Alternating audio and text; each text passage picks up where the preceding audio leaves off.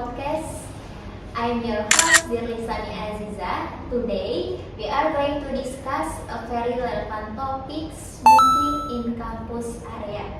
I'm joined today by my partner, Cynthia, who will be our guest speaker. Would you mind introducing yourself to our audience? Thank you for having me. My name is Cynthia Maudanti Haris. I'm from Bina Sarana Informatika University, and I'm excited to be here today. I look forward to be sharing my thought on this important issue. Alright, let's get into it. Could you share your opinion? Should smoking be allowed on campus? Absolutely, I strongly believe that smoking should not be permitted on campus. First, we must think about the health of students. Cigarette smoke contains a large amount of harmful chemical, which can damage the lungs of non-smokers maybe. I see your point. When students are constantly exposed to second-hand smoke, it clearly their concentration and well-being. But what about the argument that smokers also have right? That's a fair question. However, individual right must not override the needs of the majority. Next, consider the academic atmosphere. Students who come to campus deserve clean, healthy environment before entering any campus facility. Everyone should already be aware of the non-smoking policy. My suggestion is to design smoking zones far from classroom and main workplace. That's a strong argument. Would you mind providing some evidence or fact to support that? Of course, several universities have already banned smoking on their campus, which has resulted in fewer student health complaints and a more productive academic environment. According to research published in Public Health Journal, smoke-free campus have shown a clear reduction in respiratory illness among students. I'm sorry to interrupt, but that is really compelling data. So, what practical step would you recommend? Let me outline the step clearly. First, place no smoking sign across all campus area. Then educate new students about campus health policies during orientation. Finally, it's important to enforce these rules consistently after these policies are put in place. The campus will become a much higher and more comfortable space for everyone. That's an excellent point.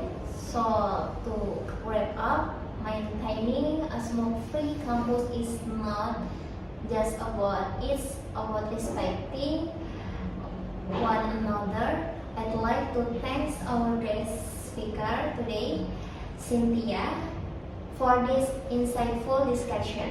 I strongly recommend looking into more research on this topic if you're curious.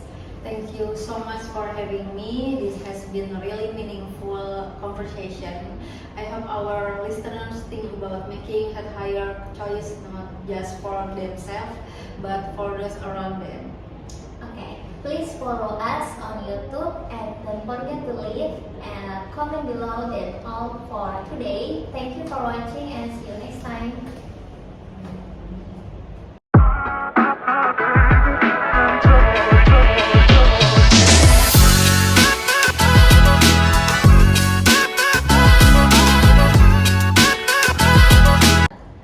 Hey everyone, welcome back to the show. So today we are getting into something basically every student has an opinion on AI on campus. Alright, let's just dive in with me right now, Dirlisani Aziza from Bina Sarana Informatika University. So Zirli, could you tell us what you think? Should AI actually be allowed in academic stuff? Okay, thanks Cynthia. Honestly, I think it should be allowed limits. They're actually study from Institut Agama Islam Negeri Palangkaraya, showing that most students have already started using tools like ChatGPT and Gemini just to dig up references and get assignment done faster. A lot of them said it basically gives them way more information in way less time. Okay, that's interesting. Would you mind sharing one real example, like something you have actually experienced yourself? Yeah, sure.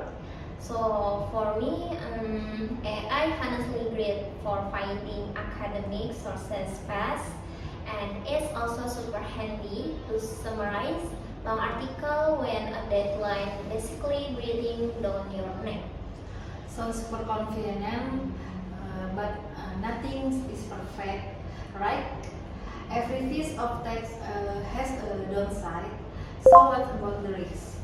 Okay, first off, becoming too dependent on it is a real issue. Students who lean on AI way too much tend to lose their critical thinking skill along the way. Next, the plagiarism thanks to the guideline from Sharia faculty Antasari is pretty clear that AI generated text has to be checked every single time because sometimes it just makes up reference that aren't even real, and when students just copy paste AI output checking it, the risk of academic dishonesty goes up a lot. Sorry, quick intervention, but what should students actually be doing to avoid that?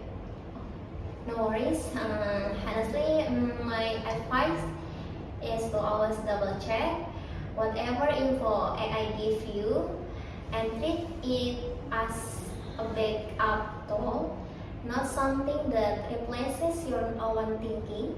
Like before turning in any paper, students should go through their references manually one more time. That's solid advice, honestly. So then, what's your last point? Finally, I think campus just need clear policies, kind of like what Sharia faculty has, where AI is kept at a certain percentage and both lecturer and student have to be transparent about it. Thank you so much, Julie. This was such a good conversation. So basically, AI can be pretty great study buddy to use wisely, but students still need to stay responsible and keep checking everything it gives them. That's for today's episode. See you next time.